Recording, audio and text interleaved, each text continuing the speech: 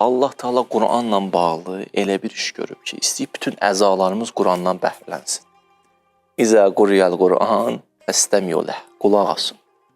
Qulağınız da qidalansın. Hədisdə var ki, hafiz olsan da belə Quranı oxuyanda bax oxu. Gözlərin də qidalansın. Hədisdə var, hərdən ayaq üstə oxu, ayaqların da faydalansın. Ariflər deyir, Quran oxuyanda barmağı sürt ayələrə. Qoy əlün də qidalansın. Quranla bu cürlə ünsiyyət qur. Bütün vücudumu tapşır Qurana. İndi Quranı ki qoyucuğa başımız üstündə bəzilə başlayacaq. O düşünmək lazım. Gözü düşünür bütün günü Quranla.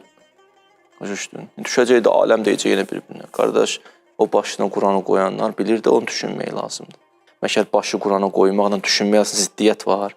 Başı Qurana qoyanda, başa Quran qoyanda düşünmək olmur, dayandı düşünmə.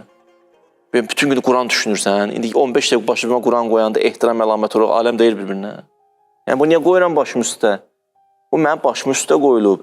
Ən şərafətli üzvün üzərinə qoyuram. Yəni, bu kitabın mənim başım üstə yeri var. Açıb oxuyuram da, oxumuram ki, bütün gün Qurandan danışmırıq ki. Bu niyə ziddiyyətdir ki? Niyə ziddiyyət olmalıdır ki?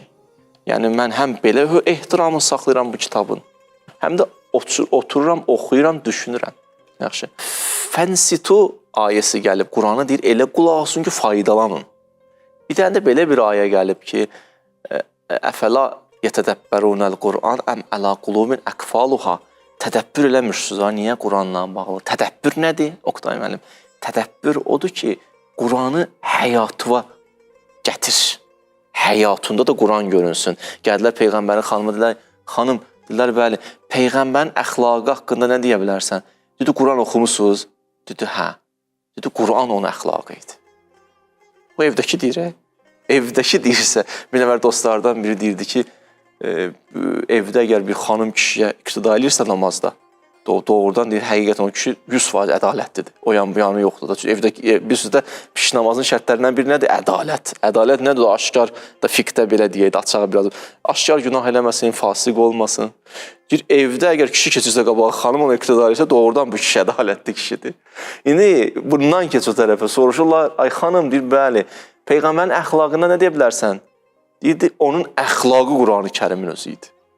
Tədəbbür bu, gətir həyatıva Quranı. Həm gətir həyatıva, həm bax oxu, həm ayaq üstə oxu, həm otur oxu, həm dinlə, həm düşün, həm faydalan, həm əlün deyilsin, həm gözün sataşsın, bütün vücudunla yönəl Qurana.